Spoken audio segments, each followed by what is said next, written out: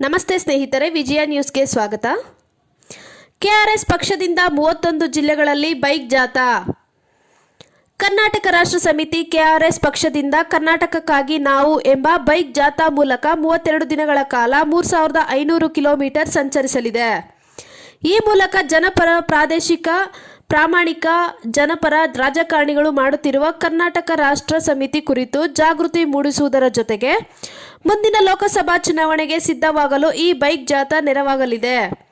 ಇದೇ February 19ರಿಂದ March 2ರವರೆಗೆ ರಾಜ್ಯದ 31 ಜಿಲ್ಲೆಗಳಲ್ಲಿ ಜನಜಾಗೃತಿ ಬೈಕ್ ಜಾಥಾ ಹಮ್ಮಿಕೊಳ್ಳಲಾಗಿದೆ.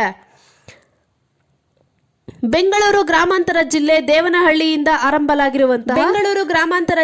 ದೇವನಹಳ್ಳಿಯಿಂದ ಆರಂಭವಾಗಲಿರುವ ಜಾಥಾದ ನೇತೃತ್ವವನ್ನು ಪಕ್ಷದ ಅಧ್ಯಕ್ಷ ರವಿಕೃಷ್ಣ ರೆಡ್ಡಿ ವಹಿಸಲಿದ್ದಾರೆ.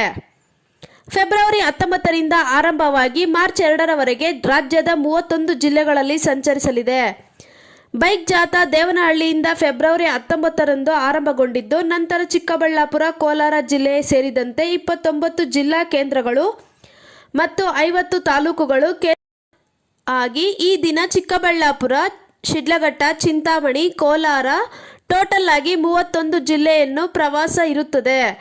ಚಿಂತಾಮಣಿ ತಾಲೂಕಿನ ಅಧ್ಯಕ್ಷರು ಅಬ್ದುಲ್ ಕಯ್ಯೂಮ್, ಶಬೀರ್ ಪಾಷಾ, ಮೆಹಬೂಬ್ ಪಾಷಾ, ಆರಿಫ್, ಮುರಳಿ, ನಾಗರಾಜ್, ರೆಡ್ಡಪ್ಪ, ರವಿಕುಮಾರ್, ಶಿವರೆಡ್ಡಿ, ವಿಶ್ವನಾಥ್ ಉಪಸ್ಥಿತರು ಪಾಲ್ಗೊಂಡಿದ್ದರು.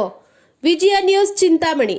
ಈ ಬೈಕ್ ಜಾಥಾವನ್ನು ತುಂಬಾ ಯಶಸ್ವಿಯಿಂದ ತುಂಬಾ ನಮ್ಮ ಸೈನಿಕರು ಉತ್ಸಾಹದಿಂದ ನಡೆಸ್ಕೊಳ್ತಾ ಇದ್ದಾರೆ ಮತ್ತು ಚಿಂತಾಮಣಿ ಕೂಡ ಕೈಗೂಡಿಸಬೇಕು.